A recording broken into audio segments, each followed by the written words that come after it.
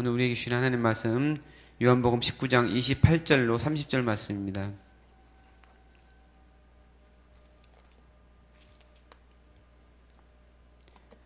요한복음 19장 28절로 30절 말씀 신약성경 181페이지에 있습니다. 다같이 한 목소리로 봉독합니다. 그 후에 예수께서 모든 일이 이미 이루어진 줄 아시고 성경을 응하게 하려 하사 이르시되 내가 목마르다 하시니 거기 신 포도주가 가득히 담긴 그릇이 있는지라. 사람들이 신 포도주를 적신 해면을 우슬초에 메어 예수의 입에 대니 예수께서 신 포도주를 받으신 후에 이르시되 다 이루었다 하시고 머리를 숙이시니 영혼이 떠나가시니라. 아멘. 네, 예수님께서 십자가에서 고난 당하시는 그 장면을 우리가 계속해서 3일 동안 보고 있는데 요한복음에서는 예수님께서 7가지 말씀, 그러니까 가상 7언이라고 그러죠. 십자가상에서 7말씀을 하셨는데 그 중에서 3번째, 5번째, 6번째 그 말씀이 요한복음에 기록되어 있습니다. 그래서 어제는 그 3번째 말씀, 여자여 보소서 아들이니이다. 그리고 제자 요한에게 보라 내 어머니이다. 이렇게 말씀한 것, 그 비밀에 대해서 같이 살펴봤습니다. 마지막 십자가에서 운명하시는 그런 과정에서 정말 극심한 고통 가운데서 어머니 마리아에게 여자여 이렇게 말하는 것. 그러니까 여자애라는 그 단어 자체가 그렇게 이제 존칭에 그 어머니에게 할 만한 그런 단어는 아니었잖아요. 그래서 보통 학자들이 얘기하기를 헬라어로 여자애라고 하니까 구나이라는 그런 단어는 보통 뭐 프랑스에서 말하는 마담 이런 것처럼 여인에 대한 그런 존칭의 의미를 가지고 있다. 그렇게 얘기를 해왔었는데 꼭 그렇지도 않다고 얘기를 했었죠. 그래서 보통 일반적으로 그 여인들을 얘기할 때 구나이라는 그런 표현을 썼다. 예수님께서도 여기뿐만 아니고 다른 부분에서 사마리아 여인과 얘기할 때도 여자여라고 부를 때 그때도 구나이라는 그 표현을 썼고 예수님의 제자 베드로가 예수님을 부인하는 그 현장에서 그 하녀에게 쓴 단어도 바로 구나이라는 단어였다. 그렇기 때문에 구나이가 뭐 존칭을 의미하는 것은 아니다. 그렇게 얘기했죠. 그래서 왜 예수님이 어머니 마리아에게 구나이라는 그런 표현을 썼는지 여자야라는 표현을 썼는지 어제 그 설명을 했었죠. 그래서 셰퍼드 대학교 교수 샬롬 김이라는 그 분이 쓴 그 글에서 나온 부분을 제가 소개를 했었습니다. 그래서 그것을 이제 설명하기 위해서 창세기 3장 15절 말씀을 얘기했죠. 내가 너로 여자와 원수가 되게 하고 너희 후손도 여자의 후손과 원수가 되게 하니 여자의 후손은 내 머리를 상하게 할 것이요 너는 그의 발꿈치를 상하게 할 것이니라. 이것을 원복음이라고 하거든요. 그래서 하나님께서 뱀에게 인간을 죄에 빠지게 했던 그 뱀에게 저주를 내리면서 하신 말씀이 바로 이제 이 말씀인데 여기서 뱀이 바로 이제 사탄을 얘기하는 건데 그 너와 여자와 원수가 되게 하고 여자의 후손도 내 후손과 원수가 되게 할 것이다. 그런데 여자의 후손이 내 머리를 상하게 할 것이다. 그렇게 얘기했었잖아요. 그래서 예수님께서 십자가에 못 박히셨는데 그 못 박히신 그곳이 바로 골고다 언덕이다. 근데 골고다가 해골이라는 뜻을 가지고 있는데 이 해골이라는 것이 바로 이제 죽음의 상징이잖아요. 사람이 죽은 사람의 그 머리를 해골이라고 그렇게 얘기를 하잖아요. 그래서 그 죽음은 바로 이제 뱀의 배후인 그 사탄의 상징이다. 그리고 이제 골고다, 즉 해골에 예수님이 그 골고다 언덕에 예수님의 십자가가 꽂혔잖아요. 그것은 바로 해골이 상징하는 죽음의 원흉, 그 뱀의 머리를 상하게 한 것이다. 그렇게 설명을 했었습니다. 그래서 사탄의 머리에 실제로 십자가, 예수님께서 달리신 그 십자가가 꽂혀서 사탄의 머리가 상하게 된 것이다. 그리고 예수님은 그 십자가상에서 발꿈치를 상하게 되는 그런 경험을 하게 되는데 그러니까 그 당시 십자가의 못을 박을 때 발등에다 박은 게 아니고 발을 포개서 발 뒤꿈치에다 못을 박았다 이런 것도 제가 설명을 했었죠.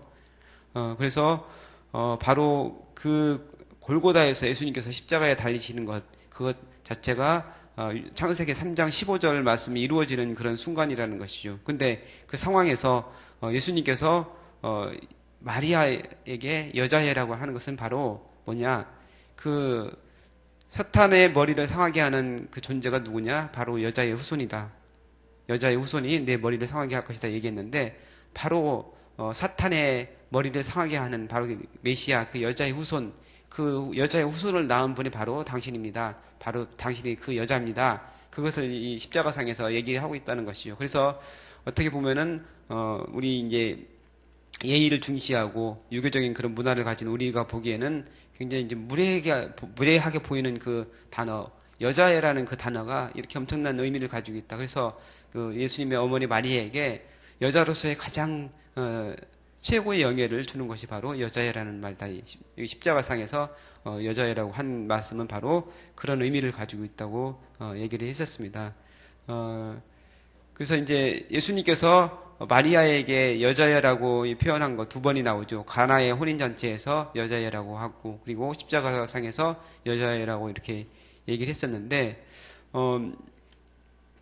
이 두 그러니까 여자애를 두 번 했는데 이것은 의미가 있는데 여기서 처음에 가나의 혼인잔치에서 그러니까 예수님의 어머니 마리아가 가나의 혼인잔치에서 포도주가 떨어져 있는 그런 상황. 그 당시에 이제 명예를 굉장히 중시하는 그런 히브리 문화권에서 결혼 혼인잔치에서 포도주가 떨어졌다는 건 굉장히 수치스러운 그런 일인데 거기서 이제 포도주가 떨어진 것을 예수님께 얘기해서 그 상황을 모면하도록 그렇게 도움을 청하는 것이죠. 근데 그 상황에서 예수님께서는 마리아에게 여자여 그것이 나하고 무슨 상관이 있습니까? 내 때가 아직 이르지 않았습니다 하면서 때에 대해서 얘기를 하고 있습니다. 그 때라는 것은 예수님께서 영광을 받으시는 그 때를 얘기하는 것이죠. 근데 지금 십자가상에서 그 고난을 통해서 예수님께서 영광을 받으시는 순간인데 그때 그러니까 처음 여자야라고 불렀은 그때는 예수님의 어머니 마리아에게 여자야라고 불렀을 그때는 아직까지 때가 무르익지 않은 그때였고 그리고 지금 여자야라고 부르는 이 순간은 때가 완전히 무르익어서 하나님께서 예수님을 통해서 은혜를 주시는 예수님 영광을 받으시는 그 때라는 얘기죠. 그래서 예수님의 어머니 마리아는 그 여자애라는 그 단어를 분명히 기억을 하고 있었습니다. 그래서 처음에 가나의 혼인잔치에서 여자애라고 불렀을 때 그것을 마음속에 담아두고 있었고 또한 십자가상에서 마지막으로 여자애라고 부를 때 바로 그 단어를 마음에 두고 있었는데 예수님께서 영광을 받으시는 그때 십자가의 죽으심으로 모든 이름 위에 뛰어난 이름을 주시는 그 하나님의 모든 무릎을 그 앞에 예수님의 앞에 꿇게 하시고 예수님의 이름 앞에 꿇게 하시고 모든 입으로 예수님을 그리스도 주님이라 시인하게 하신 그 상황 십자가를 통해서 주시는 그 상황을 예수님의 어머니 마리아는 기억하고 있다는 것이죠. 그래서 결국에는 하나님께서 그를 통해서 영광을 받으시는 예수님께서 영광을 받으시는 그 순간이 바로 십자가상에서 못 박히는 그 순간인데 그때 이제 바로 예수님의 어머니에게 여자야라고 부르심으로 바로 그때 그러니까 처음에 때가 이르지 아니었습니다. 이거 지금 바로 그때입니다. 이제 이것을 말씀하고 있다는 것이죠. 그다음에 이제 그 가나의 혼인 잔치에서 여자애라고 이렇게 불렀었는데 그 혼인 잔치를 예수님의 어머니 마리아는 기억하고 있었을 거예요. 그래서 그 혼인 잔치 상에서 여자애라고 예수님의 어머니에게 말씀을 하셨는데 이제 십자가를 지심으로써 새로운 혼인 잔치, 영적인 혼인 잔치를 예수님께서 이제 준비를 하시는 건데 십자가를 지심으로써 영적인 혼인 잔치를 준비합니다. 그래서 우리가 교회를 그리스도의 신부라고 그렇게 하잖아요. 예수님께서 교회를 위해서 자신의 신부된 교회를 위해서 자신을 주셨다고 이렇게 표현을 하고 있고 또한 우리도 예수님의 신부로서 우리가 예수님을 맞을 준비를 하고 있잖아요. 그래서 마지막 때 요한계시록에 보면은 혼인잔치를 하는데 거기에 들어갈 우리가 주인공들이 바로 저와 여러분이라는 것이죠. 그 새 하늘과 새 땅에서 그 예루살렘 그 성에서 혼인잔치가 있게 될 것인데 거기에 들어가는 주인공들이 바로 우리가 되는데 예수님께서 십자가상에서 그것을 새로운 영적인 혼인잔치를 준비하는 그 순간이라는 것이죠. 가나의 혼인잔치에서 예수님께서 어머니에게 그렇게 부르셨는데 다시 이제 어머니를 부르시면서 혼인잔치를 기억하게 하시고 또 새로운 혼인잔치를 준비하시는 그 광경이라는 것이죠. 그 다음에 이제 혼인잔치에서 물동이가 6개가 있었는데 그것이 포도주가 되게 했잖아요. 6개의 물동이가 포도주가 되게 했는데 6이라는 수는 완전수가 아니고 7이 되어야 완전수인데 거기서 예수님께서 6개의 물동이를 포도주가 되게 하셨는데 이제 십자가상에서 자신을 들이심으로써 자신을 우리에게 주심으로써 자신 자체가 7번째 포도주 그 항아리가 되는 그 순간이라고 말씀이 있습니다. 6번째 포도주 통이 되시는 순간이 바로 십자가상의 죽으심이라고 말씀하고 있습니다. 예수님께서 우리가 성찬식을 하잖아요. 예수님께서 이제 제자들 앞에서 떡을 주시고 그다음에 잔을 주시면서 이 떡은 너희 위해 주는 내 몸이다. 그리고 포도주는 이 잔은 너희를 위해 주는 내 피다. 그렇게 하면서 예수님이 성찬을 우리에게 주셨는데 바로 예수님 자신을 우리에게 주신 것이잖아요. 그러니까 예수님 자신이 그 7번째 포도주 통이 되시는 것이다. 이렇게 볼 수가 있습니다. 그래서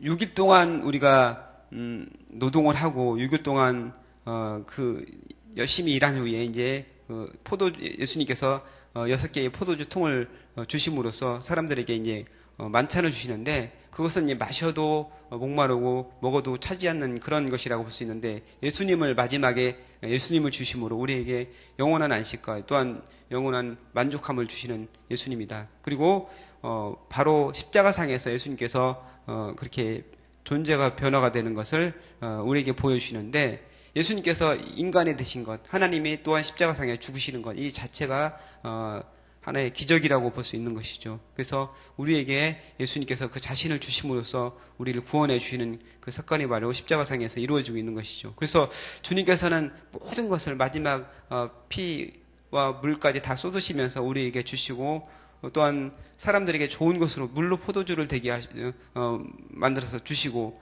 그리고 그 자신을 우리에게 주셨는데 우리가 마지막 인간들이 예수님께 마지막 드리는 것은 무엇입니까? 여기 십자가상에서 인간이 마지막으로 예수님께 준 것은 바로 신포도주입니다. 인간이 줄 수 있는 것은 가장 작은 것과 또 성경상에서 나온 그 예언의 말씀을 이루기 위해서 예수님께서 오늘 보니까 목이 말이다 이렇게 말씀하셨다고 얘기하고 있잖아요. 그러니까 예수님께서는 철저하게 말씀을 이루는 삶을 사셨어요. 그러니까 처음부터 마지막 순간까지 그 모든 것들을 다 성경에 나와 있는 것 하나하나 이루시고 마지막 순간까지 하나님 뜻대로 순종하신 분이 바로 예수님이신데 마지막으로 목마르다 한 이 말씀 자체가 그런 의미를 가지고 있다는 것이죠. 그래서 요한복음은 예수님께서 어떻게 하나님의 말씀을 이루는 삶을 사셨는지 거기에 대해서 하나하나 이제 입증하는 그런 복음서라고 볼 수 있는데 마지막 순간까지 목마르다 한 것 그 자체도 예수님께서 성경 그 시편 69편 21절 말씀을 이루기 위해서 하신 말씀이다. 신포도주를 예수님께서 받으셔야 되는데 받기 위해서는 목이 마르다고 예수님께서 말씀을 하셔야만 그게 되는 것이죠. 그래서 마지막 목마르다 하신 것 자체가 바로 성경을 이루기 위한 것이다. 요한복음에서는 그렇게 얘기하고 있습니다. 시편 69편 21절 말씀에는 사람들이 쓸개를 먹게 하고 그 다음에 소를 나에게 마시게 하시나이다. 이런 말씀이 시편 69편 21절에는 되어 있거든요. 그래서 그 말씀을 예수님께서 이루기 위해서 목마르다 이렇게 말씀하셨다고 얘기하고 있습니다. 근데 이제 그것을 우슬초에 끼워서 마시게 했는데 우슬초가 어디에 나오냐면 출애굽기 12장 22절에 유월절 양의 피를 바르기 위해서 그러니까 뿌리기 위해서 문설주와 인방에 뿌리기 위해서 그 우슬초로 어린 양의 피를 묻혀가지고 그것을 이제 뿌리거든요. 그래서 이것은 바로 예수님께서 유월절이 어린 양이 되셨다. 또한 예수의 피가 고센 땅에 있던 유대인들이 이스라엘 백성들이 죽음이 이스라엘 백성에게서 넘어간 것처럼 유월절의 어린 양인 예수님을 통해서 우리가 죽은 사람들이 예수님을 믿음으로 구원을 받게 되고 영원한 삶을 살게 되는 것은 그것을 상징한다고 볼 수 있습니다. 그래서 마지막으로 예수님께서는 그 포도주를 받으신 후에 다 이루었다, 테텔레스타이 이렇게 말씀을 하시고 돌아가시는데, 철저하게 하나님의 말씀에 순종하시면서 마지막까지 하나님의 뜻을 이루시는 예수님의 모습을 볼 수가 있습니다. 같이 우리가 예수님의 십자가 지시고 이제 마지막 돌아가시는 그 장면을 같이 살펴봤는데, 십자가 상에서 예수님께서 철저하게 하나님의 뜻에 순종하시는 그런 모습을 보여주시고, 또한 십자가를 통해서 사탄의 권세를 깨뜨린 것을 우리가 살펴보았습니다. 여자야라고 예수님의 어머니에게 하신 그 말씀, 그 의미 자체도 굉장한 의미를 가지고 있고, 사탄의 머리에 십자가를 꽂음으로써 죽음의 권세를 깨뜨리고 예수님께서 이제 부활의 새벽을 맞이하게 될 것인데, 바로 부활의 첫 열매 되신 예수님을 믿는 우리도 바로 예수님과 같이 부활의 생명을 얻게 될 것이라는 것을 말씀하고 있습니다. 또한 당신을 우리를 위해서 아낌없이 주심으로 예수 그리스도를 고백한 그 모든 성도들이 예수님과 함께 영원한 천국에서 영생 복락을 누리게 될 것이라는 것을 우리에게 보여주고 계십니다. 또한 제가 좀 전에 말씀한 것처럼 새 혼인잔치를 예비하셔서 그리스도 안에서 순결한 신부로 준비된 하나님의 백성들이 새 예루살렘 혼인잔치의 주인공이 되게 하실 것이다. 거기에 대해서도 예수님께서는 보여주고 계십니다. 또 예수님께서는 철저하게 마지막 순간까지 하나님의 말씀을 다 이루시는 그런 삶, 하나님 뜻에 철저히 순종한 그런 삶을 사셨는데, 바로 우리도 예수님을 본받아서 하나님의 말씀을 마음판에 새기고 날마다 그 말씀 가운데 그 뜻을 이루는 그런 삶을 살아가는 저와 여러분 되시기를 주님의 이름으로 축복합니다. 기도하겠습니다. 하나님 감사합니다. 주님께서 십자가상에서 마지막으로 목마르다, 그리고 다 이루었다 이렇게 말씀을 하셨습니다. 예수님께서 우리 이 땅에 오셔서 하나님의 뜻을 이룬 철저한 순종의 삶을 사셨습니다. 그것을 통해서 우리에게 하늘의 생명을 허락하시고 영원한 그 천국에서 주님과 영원히 살 수 있도록 우리에게 은혜를 주심을 감사드립니다. 사랑하는 믿음의 백성들, 주의 말씀 가운데 날마다 서게 하여 주시고 그 말씀을 우리 마음판에 새기면 날마다 순종하는 우리의 삶이 될 수 있도록 주님께서 축복하여 주옵소서. 그래서 주님께서 예비하신 그 복과 은혜를 다 경험하는 믿음의 백성들 될 수 있도록 주님께서 은혜 베풀어 주옵소서. 감사드리며 예수님의 이름으로 기도합나이다. 아멘. 오늘 같이 들으실 공동 기도는 예배입니다. 우리 예배를 받기에 홀로 합당하신 창조주 하나님, 말씀상 공동체가 주님을 예배할 때마다 영광을 받으시고 삼위일체 하나님의 임재와 현존으로 응답하옵소서.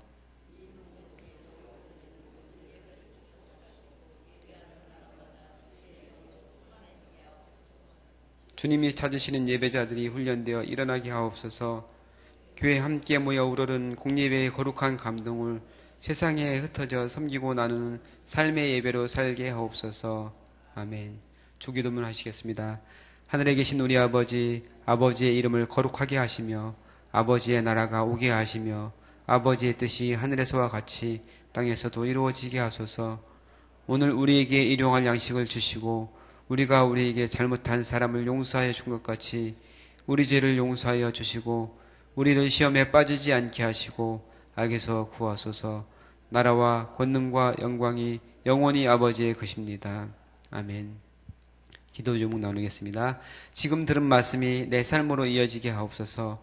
내일 주일 사역을 준비하는 손길과 말씀을 전하시는 목회자에게 은혜를 주옵소서. 각 기관총회, 연말 사역, 사무총회를 잘 준비하는 지혜를 주옵소서. 시애틀 리노드에 세워진 로고스 라이프 교회 및 미션 센터를 축복하여 주옵소서.